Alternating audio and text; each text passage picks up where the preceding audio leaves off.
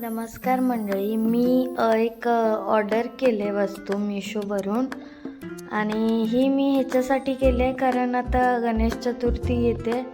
तर मला हे गणपती बाप्पाच्या साईडला असं डेकोरेशन करायचं आहे. मग मी हे मागवले 3 पीस आहेत. यात एक लहान, एक मोठं आणि एक मोठं.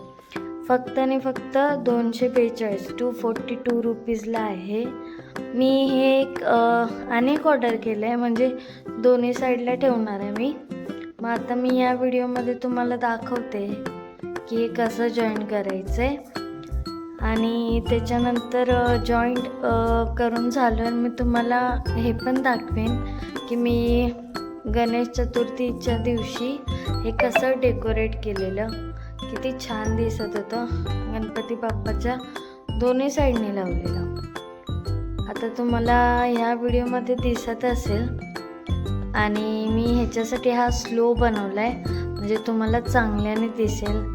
तिथे मी त्या स्टँडमध्ये तिन्ही फ्लावर ठेवले आहेत, म्हणजे लोटस, कमळाचं फूल ठेवलं आहे तिथे. हे 3 ह्या साईडला आहे आणि गणपती बाप्पा आहे मध्ये.